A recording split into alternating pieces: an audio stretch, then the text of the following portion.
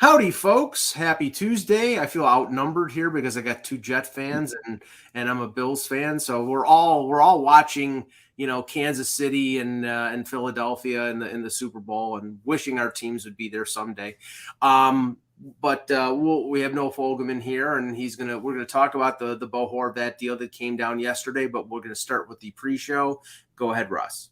So because Noel is kind of plugged in financially to what goes on in New York, I have something fun to talk about, and that's the gambling licenses that are going to be happening in New York State, really on Long Island and maybe Manhattan, but I don't think so. I've been talking to some people about it, and it looks like both racetracks will get it, and then it's like a really a 4-team race, 4-company race for the other spots.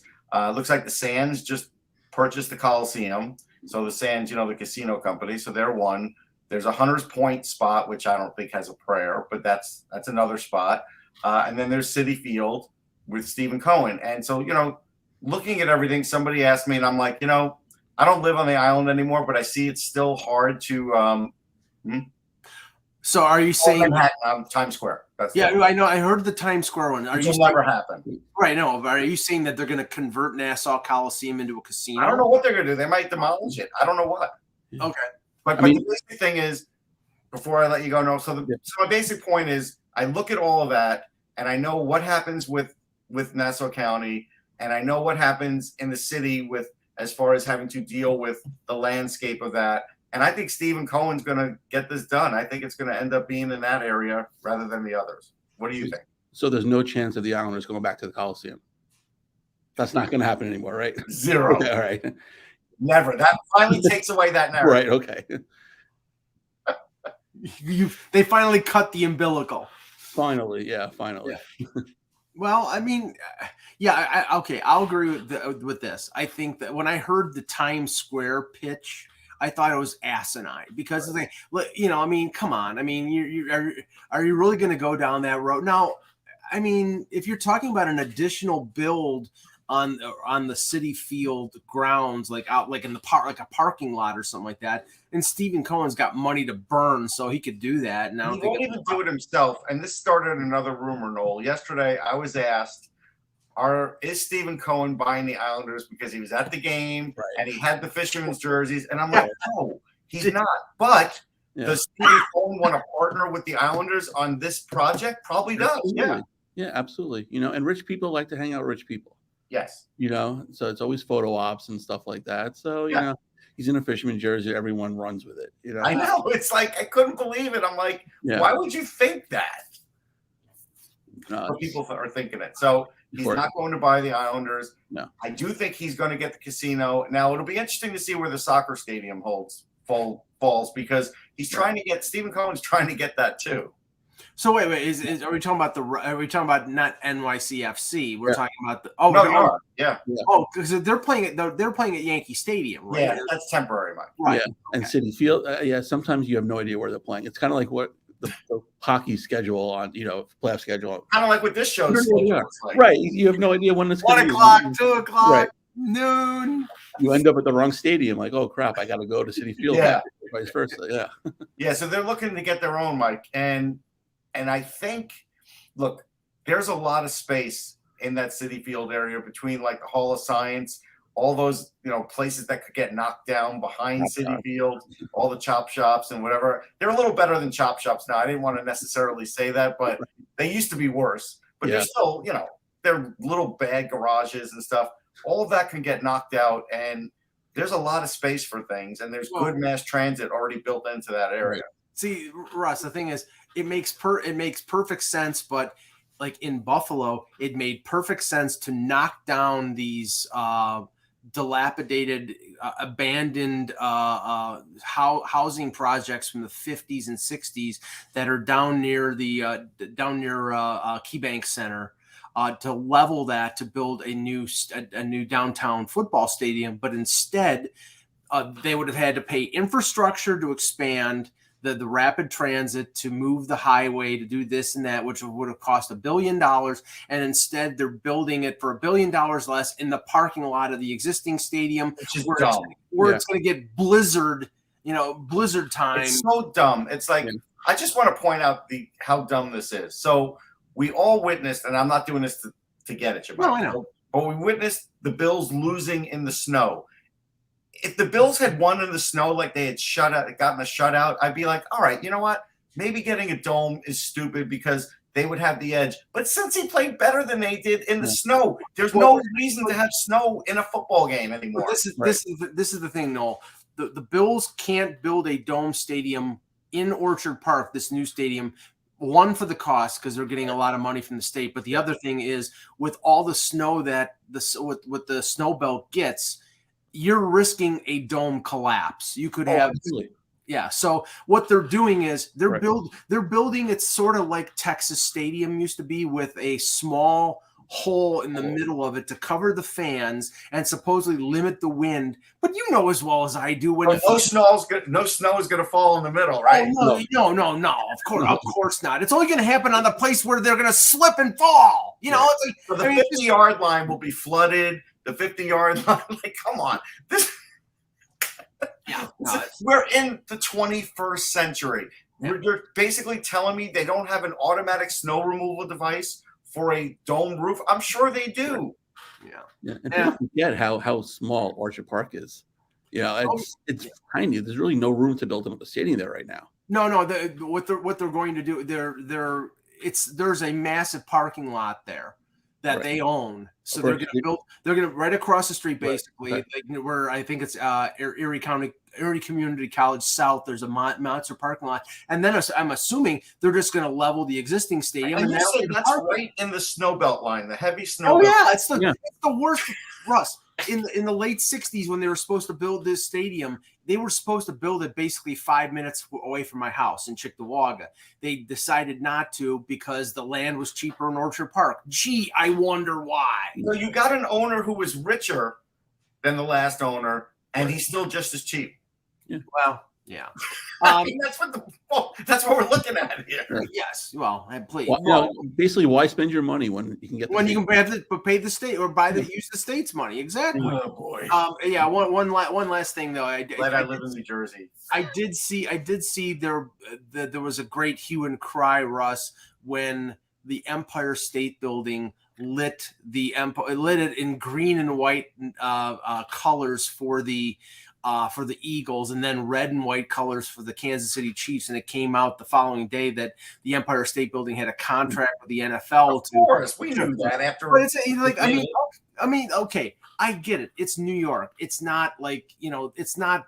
But the Empire State Building is the most prominent building in America. I will tell you this: the green and white could have been my Farmingdale Dalers, where I went to high school. They were green and white too. But it sure as hell wasn't the Jets. Yeah. No, but here's the funny thing, Noel. Like, when you first see it, it's jarring because it is the Empire State Building, and we've all been brought up with it, and it only has traditionally had New York colors and then maybe some colors of some organizations, but now they're just after straight up cash. And so, like, I just said, okay, whatever. Yeah, I used to work 5 minutes from there, so anytime I'd go to Grand Central, I would just look up because you see it. And you see, what color is it now? And that was before Twitter would, they had their Twitter account and say, we're green and white today because of the Eagles, or yellow and blue because of, this and that. So it's like, okay, you imagine what it's for, in your mind, like, okay, what is this for today? It's the same thing as the CN Tower in Toronto. It's lit up red. It's like lit up blue. It's like, whatever. I mean, are they going to light it up red and white though if the Canadians win? Actually, Russ, don't you remember when they got to the final? They did that. They did it. I don't remember. Okay. Yeah, they lit it up. They lit it up in red, white, and blue, and people in Toronto lost their minds. Yeah, see, Habs. Yeah. So, but I think that's different. That's because it's the Habs. Okay. Because it's the Habs in Toronto. Well, we better start because I know Noel's time is short. Yes, okay. We will start the show. Sorry about that. Hello, Hockey World. Today is Tuesday, January 31st, 2023. Russ? I'm Russ Cohen from Sportsology. I didn't know if Noel was going to jump in. No. I'm the gal. I'll go last. And I'm Noel. Glad to be back on the buzz. Go ahead, Noel. Yeah. So when do you guys stop saying Happy New Year? Is it like way too late? No, it's way before. For me, it's like January. I'm done. Okay. I should say like Martin Luther King is the absolute last. If I don't see somebody. Yeah. No, mine is January 5th. Okay. So that's Noel Fogelman, and I'm Michael Agello, and this is the Hockey Buzzcast here on HockeyBuzz.com. And wow, just at the right time, Eklund has joined the show, and we're live. Ta-da. So, Ek, you started off with the trade. Yeah. Hey, Noah, how are you doing? Good. How's it going? Awesome, man. Yeah. Good to see you too. I love it. I love it for both sides. Well, okay. Let me read off the deal. The deal was Okay, you say the deal. Sorry, the deal was Bo Horvat, center Bo Horvat, going with 25% retained by the Vancouver Canucks, going to the Islanders for Anthony Beauvillier, a top 12 protected 2023 first round pick, which could move to 2024, and Atu Ratu, which usually it's Rati. We said it at the draft was Rati. Now all of a sudden it become Ratu, Yep. And I'm waiting for it's only because we said Ragu. Rati. If we had said Ratu, he would say Rati. Yeah, Right. exactly. It's Caberlet, whatever. Yeah. So Noel, okay, since you are the one who follows the Islanders religiously, give us your impression on this deal. Well, it's funny because we looked at the quiet offseason. Lou Lamoriello did nothing. They were the only team not to make a free agent signing. They made the trade at the draft for Anthony Romanoff for number one pick. So that went 3 straight years without having a number one pick. Right. Now, the league, the fans, everyone's waiting for the Islanders to do something. They're out of the playoffs. They're struggling. 1 game, 1 win in 10. Are they sellers? Are they buyers? Now we know they're retooling, not rebuilding. Right. This is a deal for now. It's also for the future. They also have to get him signed, Bo Horvat, who's an unrestricted free agent at the end of the year. But Lou doesn't make these moves without knowing he can sign these guys. He did that with Pajot, and Pajot was signed within an hour. He knew Palmieri. Zajac was more or less a rental when they got him. But Bo Horvat's agent is Pat Morris, and he has a lot of Islander clients. Ezekiel, Clutterbuck, Bailey, Martin. So I see this getting done probably when Bo Horvat gets back from Disney World, riding the teacups and stuff like that. I think will be a good payday for him. And now we can just worry about missing out on another first-round pick of the Islanders, who would be 4 years in a row. But you know what? First-round picks fail. Well, what's funny, Renaud, about you say that is I remember as long as I've been doing this, it feels like the Islanders fans have always been disappointed by any first-round pick they had. Like it feels like whenever their first-round pick came about, they were always not the person they wanted. It was always the person, and I think that. So I think a lot of Islanders fans are a little bit like, first round picks. Yeah, it could be good, could be bad. I mean, Noah Dobson's pretty damn good. They made some good picks, but there was a long history there where before, maybe I'm going a little bit back further in time where the in the Garth Snow years. So here's some complications. Here's some complications of the deal. They're going to get him signed. There's no question. Yeah. But just like Pajot, they are now signing him at his highest possible value because he's not going to reproduce this year. So now it's going to be like an 8x7.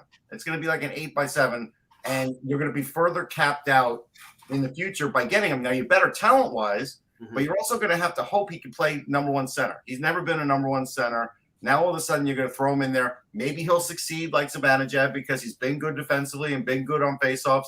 Maybe he won't. Like we have to see. Maybe he unlocks Barzal. Those are the positives. But Ratu is going to be a player. He's going to be either a third-line center or a second-line center. He's got size. He has to work on his skating a little bit, but he's got a good shot, and he knows how to get to the net, and he has enough power to get to the net. So he's going to have some impact in the NHL, and I think pretty good impact. And Beauvillier is interesting. Like Islander fans have just sort of given up on him, but I think with the right line mates under the right system where he doesn't have to lose a lot of the creativity, he can still get 39 points and still get his 15, 18 goals.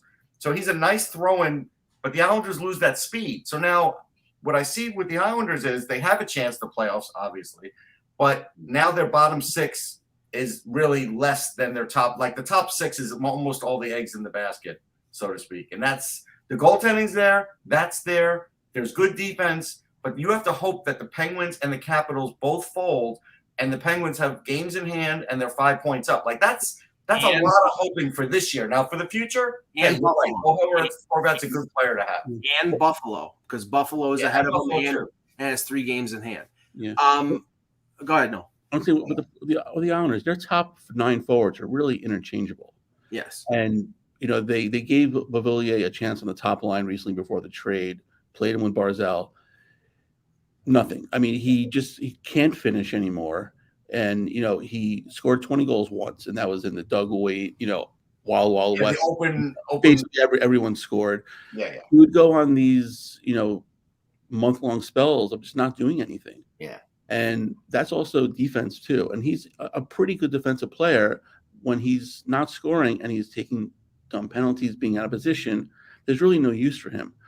Brock Nelson was kind of similar like that early in his career, where he would go on these month-long spells. You would not see him. He's not as good as defensively as Beauvillier was. He got better under Trotz, of course, but he was just a very frustrating player. He all left us with the last goal in the history of the Coliseum last year in the playoffs. But the talent's there, just something just couldn't unlock. So hopefully he'll find better life in Vancouver. Definitely not this year. First start in Vancouver will definitely help him. Do you feel that Pajot is worth the contract, and you're not worried that the same thing's going to happen with Horvat, where he's going to be overpaid?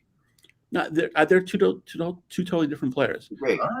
I think Horvat's a better offensive player. Yes, he is. Is Pajot overpaid? Probably by $1 million, $1.5 million. I think it does matter when the cap's the way it is. Absolutely. Absolutely. But the thing with Lou finds a way to get rid of high-priced players. Yeah. He got rid of Ladd. He got rid of Letty. He made the mistake of Devontae's. We all know that. And that's going to. Yeah. No, but even the Letty one, you know what? We were kind of on board, and then Letty outside of that area, he picked it back up again. So that wasn't a full great move by Lou. And the loss of the mobility on defense really killed them with the loss of Letty, with the loss of Taves. I think that hurt them going forward. But I'll just say this: they paid the what I thought was the price that Vancouver was looking for to get Horvat. My issue with the deal, and I agree, Lou's not going to trade for somebody he can't sign, is what they're going to pay him. And if they pay him $8 million, which I think they will end up, because that's what he was looking for. He was looking for more than that from Vancouver. If it's $8 million times 7 years, because he's 27 years old, he's okay. Do I think that this year is an outlier? Yes. I think he's a 25 to 30 goal scorer at best. That's a second line center. You don't pay a second line center $8 million a year unless you're the Leafs and you're paying John Tavares. You might pay him $7 million a year, and it's like Noel said. We're worried about the 7 years, though. The 7 years would worry me. It's not like Horvat's not a burner out there. He does play. He plays a full, complete 200-foot game. I would worry about it if it's 7 years, honestly. I can live with the 8, but the 7 years might be more bothersome. The AAV is what I'm more concerned about, especially with. Now, I agree. No, Lou finds a way to move salaries, and I just heard Elliot Friedman on Toronto radio talking about there's some chatter out there potentially of Pajot getting moved to Carolina. Because he's sort of a Carolina type player, and they might have to open up money going forward to sign Horvat to a long-term deal. Then I don't know. It's like then you're giving up not taking that whole salary. They'll be retaining.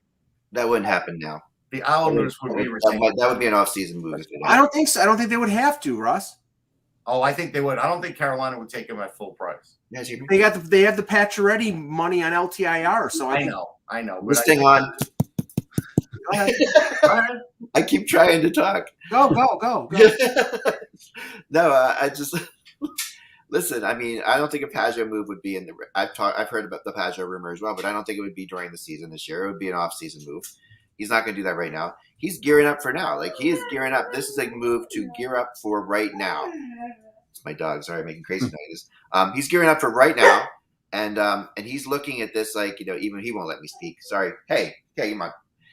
And he's looking at this like, Horvat takes this team that was only maybe one player away from being a very good team, and this team is not – they're not at the level the Penguins, the Capitals, and the Sabres are at. They are above that level if they are – They are? Yeah, they are. I don't know what the color of the sky in your world is. They have not been that level since the shortened season and the bubble. They had – COVID killed them. Yes.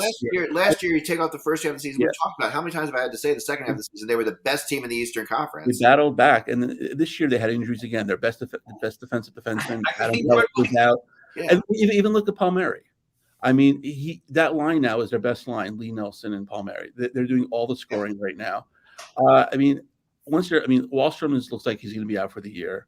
Clutterbuck looks like he's going to be out for the year. So those two pieces right there you're missing. Wallstrom, I mean, you really don't know what you're going to have with him anyway. But if you have a healthy Palmieri, now you bring Horvat into the mix. It looks like, they can compete, and there's no reason why they can't, make the playoffs and even, go on a good run like they did last year. Yeah, they are a run type team, and they are a playoff built team. They are built. The Islanders are the 31st ranked power play.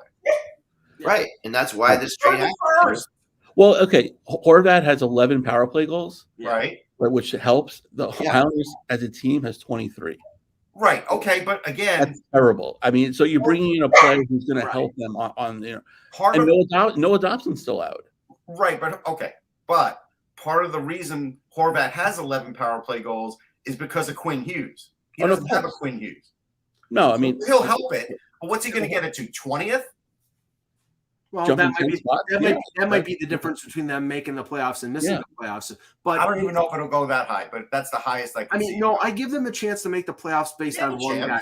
Based on one guy, Sorokin, because I think Sorokin is one of the top 3 or 4 goalies in the league. But I've been saying my mantra about the Islanders all year is they can't score. And Horvat improves their scoring from Beauvillier. But Beauvillier was good on a pace for 15, 16 goals, and Horvat's on a pace for 50. Yeah, he had 9 this year. Yeah, so I mean, it's definitely an upgrade.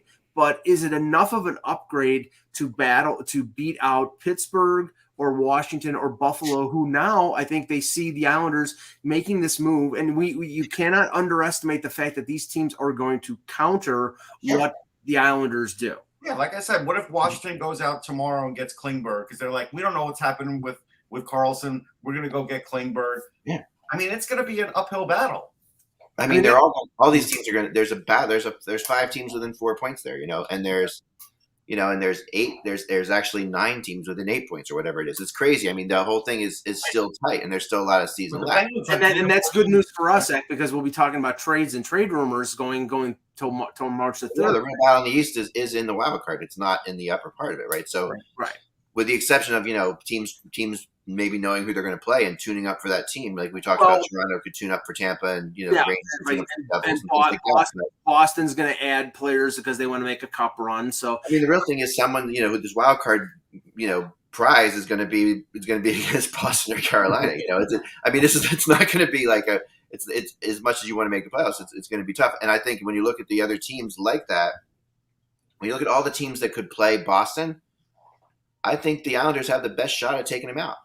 Well, if you have a goaltender like that, because of their defense and because they're more disciplined, I think they have a chance of taking them out. Yeah, and I think that's what Lou sees. I mean, this is no different than what we saw Lou do with the Devils all those years. It's very similar in a lot of ways. Having three lines that are interchangeable on the top, like Noel said, that's a Devils thing. That's what they did. And like I said many times, what this Islanders team is one of the best teams in the league when they're playing with a lead. They just are. They haven't been able to get leads this year because they're not scoring up goals. That's sort of a little problem there. But Horvat gets them leads. Horvat will help them get them leads. Introducing a guy like that could really energize a lot of this. When you have all your players slumping at once, like we've seen happen in like the Islanders and the Predators both have that disease that all their players seem to slump at once scoring wise. When all that happens at once, you bring in a guy like Horvat. That's a big statement in that locker room to those guys. It's like, okay, we're gonna be all right. We're gonna make this happen. But there's some other things Noel could talk about, such as the defense isn't what it once was. I know Pelech has been out, and I get it. Everybody has injuries, but if I look at Sorokin on Money Puck, he's 7th in expected goals against, like 7th, and that is John Gibson is ahead of him, and that's a really bad team. The Islanders aren't that bad, but the idea is Sorokin's had to be Superman for all this part of the season, and now he's going to have to do it for like 25 more games because the defense isn't what it once was. Yeah, well, they got Pelech back last week. They only got Dobson back after their bye. So two big pieces. I mean, the bottom six, they're still kind of figuring out what they are. I mean, Sebastian Aho, the bad Sebastian Aho, let's say, is not NHL full-time defenseman.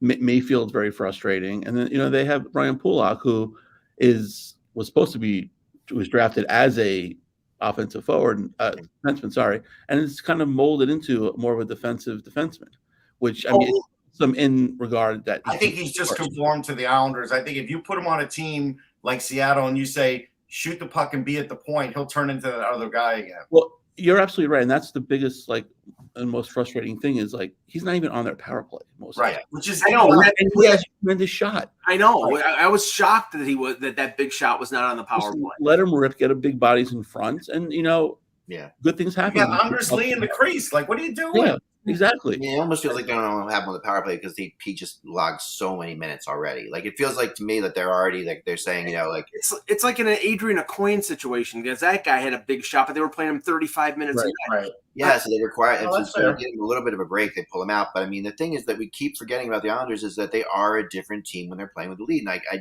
it's easy to sit there and say this. It's easy to sit there and say that they're not a good team, but they are a very tough team to come from behind on. You have stats for that, Ek, or is that you may be right stats for sure. I'll come up with stats for you. You may be right about that, but the problem is they have to get the lead, and you have to be able to. That is why they did this. Yeah. That's why they went and made this move. That's why this is a really brilliant move by Lou, and I think this is a move that will get them into the playoffs. I have no doubt about that. Well, we only have a few minutes before you have to go. So I wanted to ask you, because you said Mayfield has been frustrating. And, I said a couple weeks ago that if the Islanders dropped out of it, that they would shop Mayfield because he's a right-hand shot and reasonable salary. And I think that possibility is done unless they drop out of it with Horvat. The question is, why is he frustrating? And do you think that this is the last year of him? Because, I mean, I am expecting him to get bigger money in free agency because a lot of teams are looking for stay-at-home right-shot defenseman. Yeah, I mean, he's making, I think it was a 1.415. So it's, very favorable salary. He was never supposed to be a top four defenseman. He was just be like a bottom six guy, fill-in guy. He kind of overachieved, worked his way. He's physical. He pinches when necessary, but he just gets out of position a lot. He takes very, costly and dumb penalties. So even if they are in the race and they can recoup a first-round pick, which I think he could be worth a first-round pick if a team is might get a conditional. Right, conditional one, make it a 2. I think they move him. Yeah, no, I mean he's in the race because he's going to get double the salary. He will get double the salary. And I don't know if the Islanders are in the market for that. I think he's going to get around $4 million because stay-at-home guys like Sherratt and Gabranson are all getting close to 4, and that's. I'm going to give you a date, Noel. Okay. I know that the Islanders have some easy games in the next 6. But nothing is easy with them, but okay. I know. Yeah. Easy opponents, we'll say. Okay. But in that February 17th game against the Penguins, they can't lose that game because if the Penguins win that game, then you're really fighting the other ones because then the Penguins, besides having the games in hand, will probably have around the same lead they have now or something close to it, without a ton of games left. So that's this is where all of a sudden these conference games now, especially the Metro games, mean a lot. Yeah, absolutely. And the Islanders are on their bye right now, and they play 3 more games than the Penguins. So when they come back next week against Philly, they really can only afford to be 2 or 3 points behind. Right. The Penguins can't go on a run and end up being 5 points ahead, and then the Islanders have to, play almost perfect hockey. Right. Well, the complicating factor with the Penguins right now is they don't know how serious this injury to Jari is, and if you're going into the after the All-Star break with Casey DeSmith and whoever their backup is, then they're in trouble. So they may be in the market for a goal. Right. The Islanders have going for them going on the stretches. Not only do they have Sorokin, they have Varlamov too, and they have. Mm-hmm. And they have by far, when you look at the 5 teams they're going for that playout, those 2 wildcard spots, they've got the best tandem in there by far. It's not even, so that's going to mean that they're not going to miss those couple points that other teams might miss out on. But I mean, again, you're talking about if games get to overtime, it becomes a math equation. It's not even about the goaltending anymore. Well, for sure. No, and you know how much I hate that. But I'm just saying that the Islanders are very much good enough now to make the playoffs and where they're sitting now. They are good enough, but where they sit is the problem. Yes. with where they're sitting. I mean, and I don't think that there's any chance that Lou is selling at the deadline. What team are they going to overtake? I think the two best teams in the division right now are the Penguins and the Islanders. The two best teams going for those spots. Okay. I think they can overtake the Sabres. Sabres, but they're Sabres still are an all offense team. I like the Sabres, obviously, and I'm proud of what they're doing. I think they're doing a great job. Sabres fans should be happy for it. But they were like still maybe 1 year away from really being a powerhouse. Right. Unless Florida was like 3 years ago.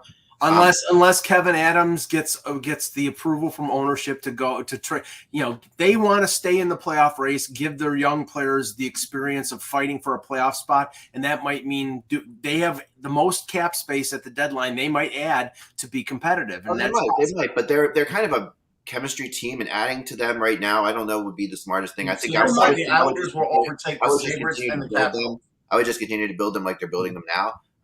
Making the playoffs to them, I don't think is as important as. But you're saying they're going to overtake the Sabres and the Capitals. Those are the two absolutely. teams. Yeah. And I think they're more disciplined than the Panthers. So I think at the you're end of hoping the day, Florida stays out of it, right? I'm not hoping Florida stays out of it. But you have to be in this equation. If I'm picked between the Islanders and the Panthers, I think the Islanders have a little bit more. Okay. No, thank you for joining us. Really appreciate it. Yeah. Thanks, Noel. Good to see you. Good guys. Take care. Good to see you. Thank you very much. Okay. Yeah. So that's no. I feel that. I mean, I know that there's a lot. Okay. Do I think they're improved with this deal? Yes. Do I think Horvat is a number one center? No. Do I think he's worth $8 million a year? No. Do I think he guarantees them a playoff spot? No. So is it a good deal? Sure. But he's not a number one center, and them putting him in a number one center slot, I don't think helps him. He's a number one center on a team like this, like on a team that has 3 second lines, basically, which is what they have. He's a number one center on this team, and I see him as that. Like he is definitely. I'll be honest, I've never seen him that way. He's also but he's not a number one center on the Canucks. Like he's I'm talking about draft. I'm talking about before the Canucks. I've never seen him that way. But also, the guy's a captain too, and it's like that can't be understated. That's good. But he's not their captain. I can't walk in and be a leader right away. Yeah, he actually is that kind of guy, and he won't. I mean, he will step into that line. He will be embraced. He will be part of that inner circle pretty quickly, especially when he resigns. like when he resigns. Right. Lou has these group of players. He'll be part of that group of players. He'll be in there with all those guys. So he is an absolute Lamoriello type player, and Lou's running out of moves here, Eck. We have to be realistic. He is. There's no question, but he's almost out of moves here. Oh yeah, no, he is, and because he sees his team at a certain value, and most people don't see his team at that value. They need playoff revenue. That's what the owners are telling him. Yeah. You need to get in the playoffs. We can't miss that. And I think he sees that he's the kind of team that you get in the playoffs, anything can happen with. Like the Islanders are going to be no one's going to want to play Sorokin in the first round, no matter what you do. I mean, he's like no one wants to play Shesterkin in the first round. It's like these guys, but I don't think Carolina would really worry if they played the Islanders. To be honest, I think the Islanders would take out Carolina. I really. Oh my god! I really do. Just because of stop. No, just historically, like the Carolina in the playoffs. Yeah, I mean, it's like this. That's the kind of team that's. But they're not a first round exit. With nothing to do with this Carolina team that's really, really good could make it. They're a great team. A first round exit? No. I'm sorry. They're a great tape here. Save it. What? I don't think so. What? Okay. What will be interesting, and again, we're talking about dominoes and what will happen now going forward, and especially with the break coming up after tomorrow, and a number of teams being off for like more than a week. This will be the time where some teams, like the Islanders, make their move to sort of get the player who they want to get, sort of practicing with the team into the swing of things. Vancouver clearly is in full sell mode. I mean, Russ, no, I couldn't make heads or tails out of this, the Ilya Mikheyev story where they're saying he's got a torn ACL, but he's going to continue to play, which is dumb because, your season is over with. You're not making the playoffs. Why? You should have the surgery and get it done and be ready for next year. Players are hockey players. If the doctor has told him you can't make it any worse with a brace, then he's going to play. Yeah. So, but it sounds like they're going to trade. The Luke Shen thing. It could happen in the next week or so. We know a number of teams that are interested in him because he's a cheap salary and he's playing really physically. But the thing that the Elliot Friedman talked about today regarding Demko and Demko's availability when he comes back from injury. I mean, this is a guy. Okay, not very long ago, a year ago, this was a guy we said is a top 6-7 goaltender in this league. I still think that's the case. And he mentioned a few teams, and all of them, I think the ones that make the most sense are now he's from San Diego. The one team was Los Angeles that he mentioned. Another team was the Buffalo Sabres. And the third team was, and they also mentioned Columbus, which I don't know if that makes a lot of sense. But Russ, with Buffalo and their history and their connection to USA Hockey, I could see Demko is. I think they're a good goaltender away from being a playoff team. And they're going to do this. Why? Who, Vancouver? Yeah. I guess there's just be their goalie. I don't know. That's the thing. I mean, right now their goalie is Spencer Martin. Do you think they're not doing this? Do I think Michael DiPietro is a number one goaltender? Well, I don't know. I mean, Spencer Martin's filled in and he's done a nice job. He still has to prove himself. They're not doing this. Well, okay. On the face of it, it doesn't make any sense because I think Demko is a really great goaltender. Now have they soured on him, or does he want out, or what is the situation that these things are coming? These things are coming up. I don't know. All I know is that if Demko is truly on the market, there will be teams that line up. Okay, here's what I want to say to Jay. Yeah. While things were going bad, really, really bad with Bruce in there, do you think Demko is the only unhappy player in Vancouver? Quinn Hughes said he was unhappy. A lot of them are unhappy. They don't like the way the medical staff's treating the players. There's a lot of issues there, man. But does that mean that they're going to move him out because he's unhappy? No. They're not going to move. No, they're not moving him at all. Sorry. Yeah, they're going to try and fix it.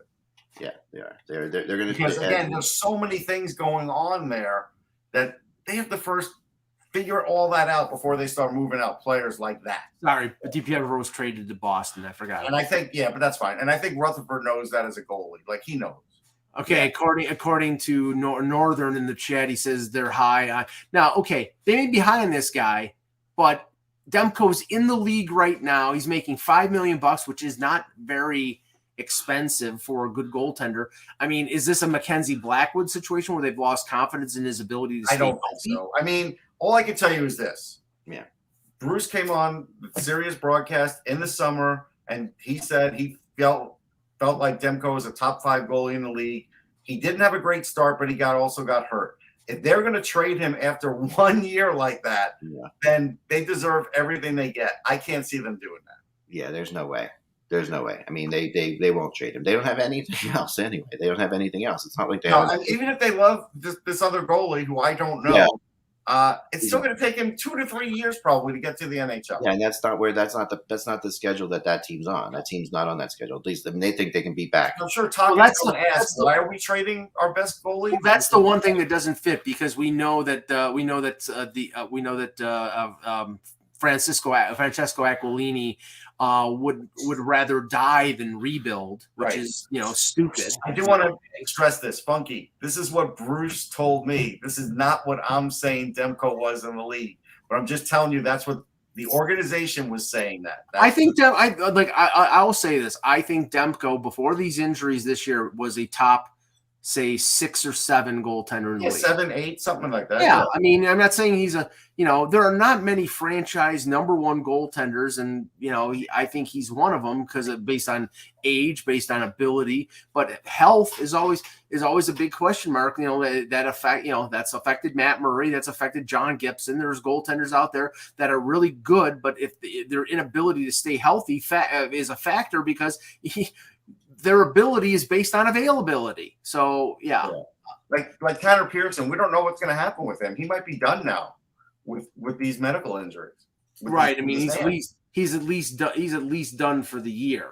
So I mean, and they've got bad contracts. They've got some unhappy players.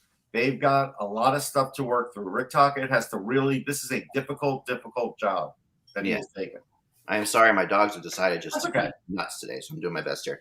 But I'm listening to you guys the whole time. Vancouver's job right now is worse than the Flyers' job, and the Flyers' job still isn't great. Well, okay, this was the thing. This was the thing I wanted to mention. Is the fact that obviously you mentioned domino effect in different teams when we were talking about that, but also the domino effect in terms of price, in terms of now the market has been set, and Horvat was arguably number 1 or number 2, and then the other one would be Timo Meier and Shang Peng, our friend from formerly of don't forget Patrick Kane. Sorry, but go ahead. Yeah, right. But Patrick Kane and Tyler Bertuzzi are not going to get the same price as Horvat or Meier. Patrick Kane is not Patrick Kane right now. He's 80% of Patrick Kane.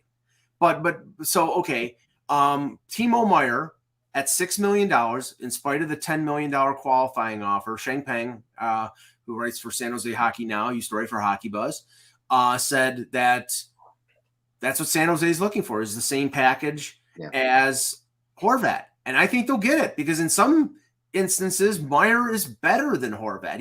He's a winger. He's not a center, and that's a factor. But he's on a pace for 45 goals. So, I mean, I think that's what San Jose is looking for. I know. I've been saying that for a while. We had this fight before where you guys didn't think Timo Meier was just that good. I agree with you. No, we did. We had this argument. Go back on the tape. Chat room, you remember this, right? When I was talking about the Devils, what the Devils were going after him, and you guys were saying Timo Meier would. No, I said the Devils would have to give up more than you were saying. No. We were anyway. I don't want to go back, but I really think that I'm right. You can tell it. We'll look it up later.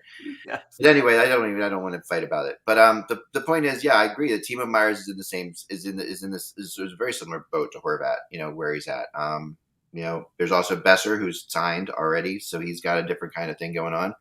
But I still think Patrick Kane's going to get more than they got for Horvat. And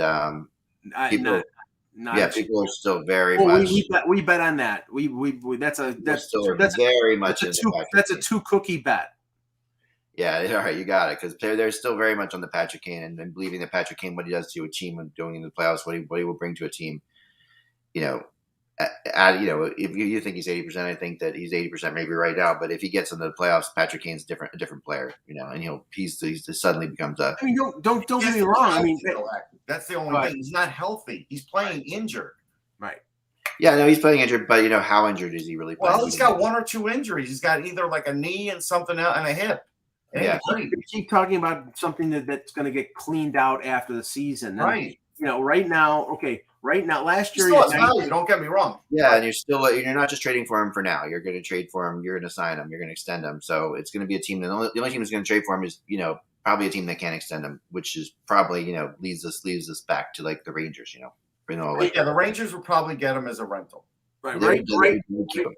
Right now, he's last year he had 92 points in 78 games, so that's obviously over a point per game. Yep. This year in 45 games, and granted, the Blackhawks are bad, but they were bad last year. Right. And he had 92 points. He has 34 points in 45 games, and he's a minus 26. So he's got 9 goals. He's on pace for 18 goals. That would be the least amount of goals that he's scored, and the only season he scored less than that was the shortened season, and he was on pace for like 30 that year. So he's having his worst season. So the injuries are having an effect. Yeah, whatever they are. They are, but that team's also so bad. I mean, it is, but I mean, he was good on a bad team last year, like Mike said. I mean, it's just they were horrible last year too. Yeah, he was playing with DeBrincat last year, and now DeBrincat is gone. So but you can see how like a guy like him, playing in when you're hurt, trying to like give the extra 100, 25% or whatever that you're gonna have to give is very different than when you're in a competitive situation. And who's to say right now, because we'll probably find out after the break. I mean, okay, if it's me and I'm Jonathan Taves or Patrick Kane, and I'm facing the perspective, the possibility of staying in Chicago for the rest of the year, with that team that is interested in doing one thing, finishing as low as possible to be in the Connor Bedard sweepstakes. Right. I want to be traded. But they've never known anything else other than Chicago. So there's no guarantee that they're going to say, "Oh, trade me." And is it possible that Kane sits back and says, "You know what? We get Connor Bedard. I can play with Connor Bedard. That becomes a kind of a fun situation." So he might sit back and say, "You know what? I'm not going to make a decision until after the draft, until after I see what's happened, until I see what goes on." But the problem there is, Zach, is he going to do that with no guarantee of them offering him money? Because right now it doesn't appear that Chicago wants to spend any money on long term on anybody, even Patrick Kane. That will change if they get Connor Bedard. That will change. Or, I mean, but that's, again, they'll have a 20-something% chance, maybe. No, I know, but I'm just saying that if Yeah. Patrick Kane and you're thinking about where you're going to sign next year, you might not sign right away with the team because you might want to go back to Chicago. Look, if they get Fantilli or Bedard, which I think they'd have probably a 18% chance to get one of them, sure, that could change things. Right. But again, Kane, exactly. Look, I think Kane is going to get a very good prospect. Yeah, and a first round pick. That's what Kane's going to get. Well, this is okay. This is the interesting thing when we talked to Noel, and I think and I'm sure this is what he's heard, but I think the Islanders are dreaming in Technicolor to think that they're going to get a first round pick for Mayfield. I mean, look, again, a conditional one. Conditional. They get to the Stanley Cup. He wins the Stanley Cup. But that's not a one. That's not a one in my estimation. That's but it could. But that's what. That's what no one out there is talking about a one for Mayfield. I don't think when people I'm talking to. Noel just mentioned. I know he did, but I think that's dreaming too. I agree. But I think right now there are only 3 defensemen in this market who will get a number one. One is Klingberg. The other, actually 2, maybe 3. Klingberg and Gavrikov will get ones. After that, I don't know. Yeah, Klingberg might get a number one. Gavrikov might get a number one. The only one that would definitely get a number one if he was out there, and you can work out the salary would be a Carlson. Carlson, sure, but he's not. I don't think. But I don't think either of those guys with the way number one picks are and way with who's looking for a defenseman right now. I don't think anyone's going to be giving up a number one for both those guys. I do want to give a plug. If you want to have an idea, by the way, of Carlson's metamorphosis here, if you go back 2 weeks on Hockey Prospect Radio, if you look it up, they had Pat Malloy on, Carlson's one of his clients, and he talked about, because he worked with him over the summer. And so I would say you want to listen to that. But as far as this goes, I don't know if any of those first will be in this year's draft. That's the thing. For any of those guys, especially, like Klingberg, I don't know if anybody's giving you a first in this draft. I know it might be 28, 29, 30, whatever, but this is a pretty deep draft. Right, I agree. Maybe one team that does it, but I think the others are going to not want to do it. What team is desperate enough to do that? That, for defensemen, that's in the past we've had teams that needed a defenseman badly enough to give a first round pick. I don't see the team that needs a team badly enough to give a first round pick. I'll tell you the team, the Edmonton Oilers. They might be the one. Yeah, they're desperate enough to give up a first round pick in this draft. Now, I think teams will put conditions. Like I've heard, okay, it's conditional first round pick, and it's like the option of the team when their pick comes up to say, okay, we're going to take it or we're going to move it to 2024. You could, and Mark, no, I'm not wrong. That team is abysmal defensively. I don't care what you say; they suck on defense. I mean, I like Evan Bouchard and I love Darnell Nurse, but they're 2 defensemen short of being a good defense. It's funny. They don't suck as bad as they used to on defense. No. Yeah. And but when half of your defense is Cody C, or excuse me, 1/3 of your defense is ex-Leafs Cody Ceci and Tyson Barrie, your defense is not good. Sorry. Well, I mean they're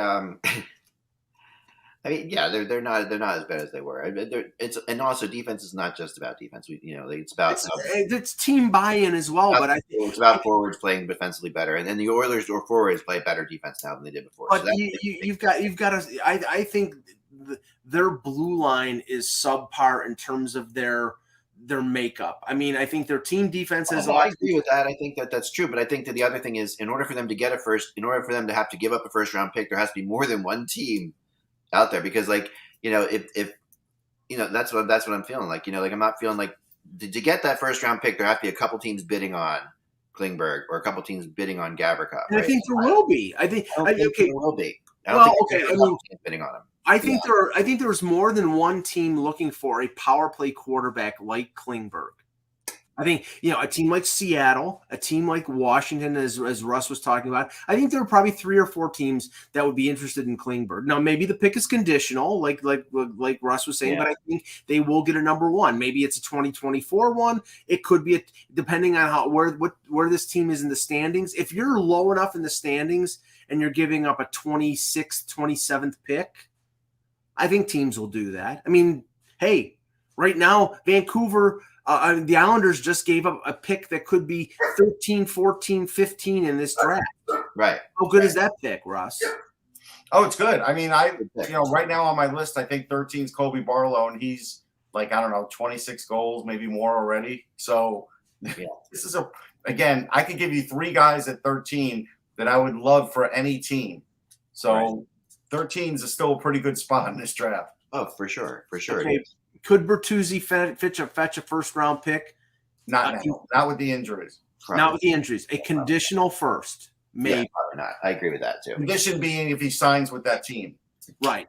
Or if they make a deep run. So now okay, this is really interesting, and this will factor in because of course I'm going to talk about the Leafs. The Leafs have a conditional situation with one of their draft picks tied to the Nick Ritchie deal with Arizona.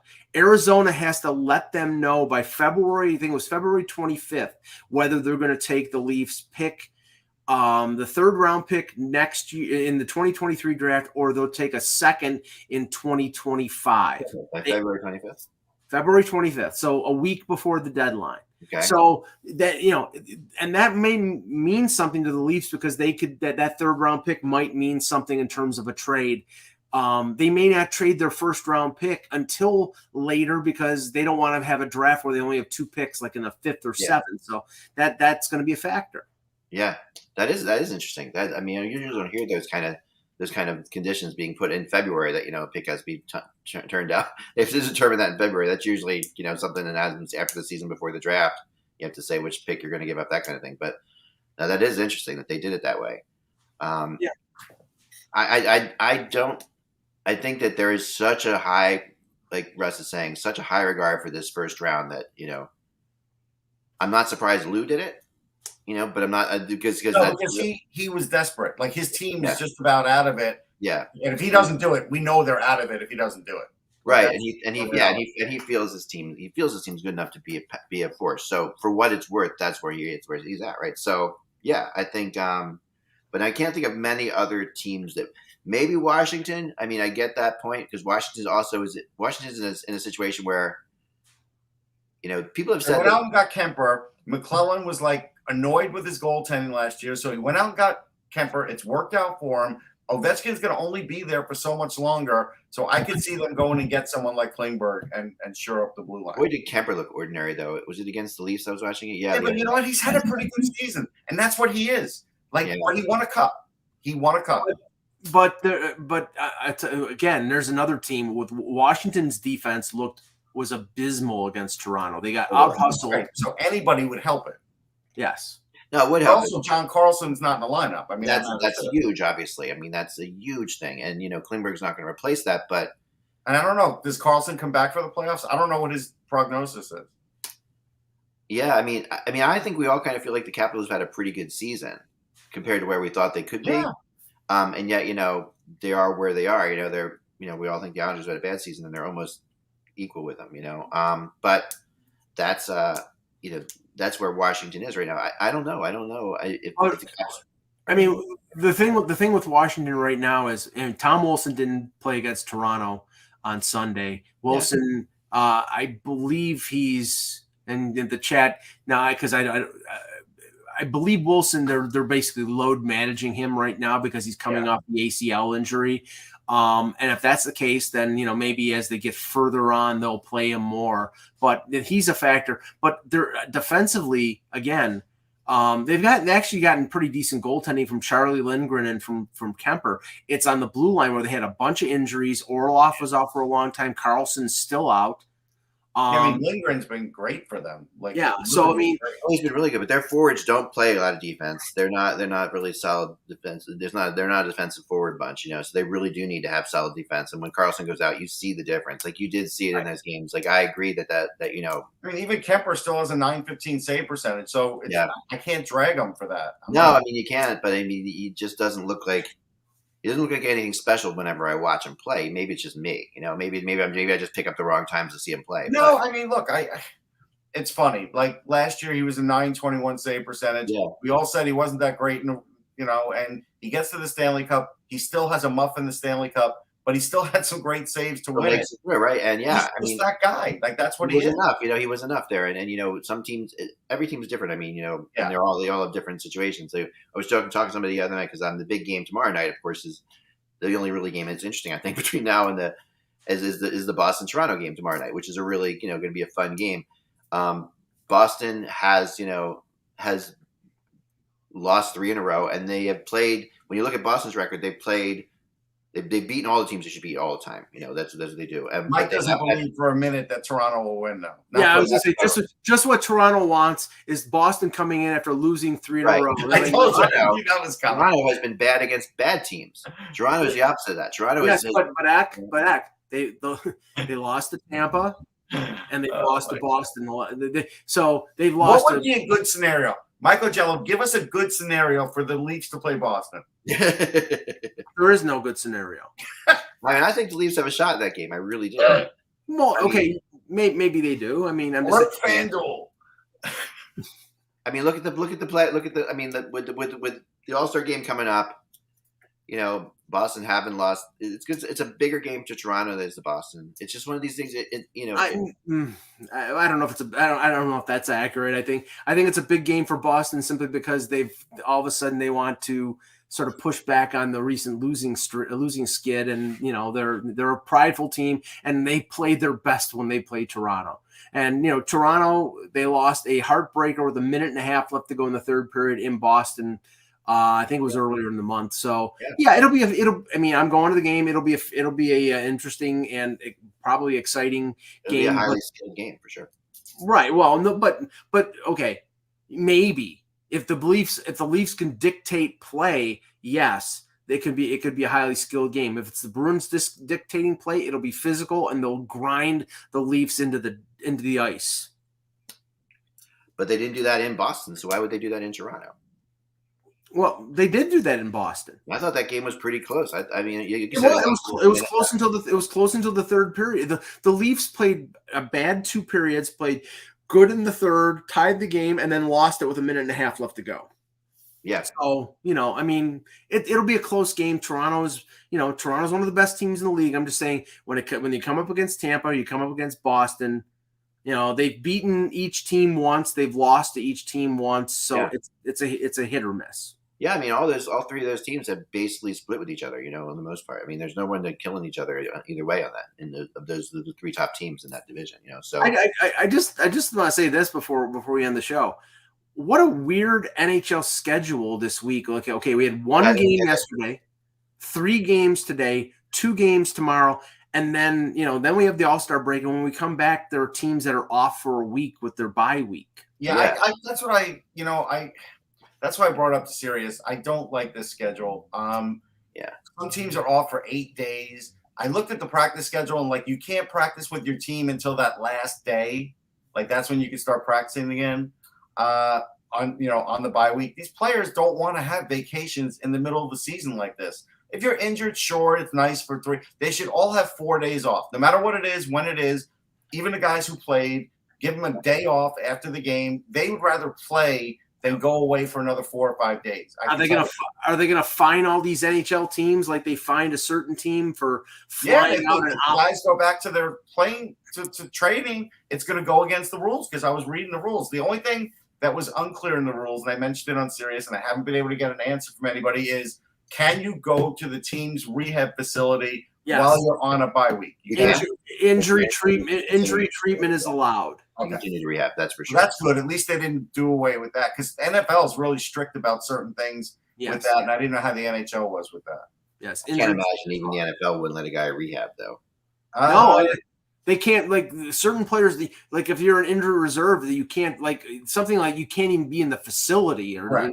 Really? Yes. Okay. Yeah, there's a lot of weird rules in sports, but I didn't hear this. But still, you're trying to tell me I don't know. You can name any hockey player, right? Especially a single guy. If he's a single guy, after 3 or 4 days, he's going to want to be back at the rink. Yeah, it's not enough time to really get away. And it's because there's a day, if you're going to go to like the Caribbean or whatever, which some players do, that kind of thing. It's like there's a travel day there, there's a travel day back.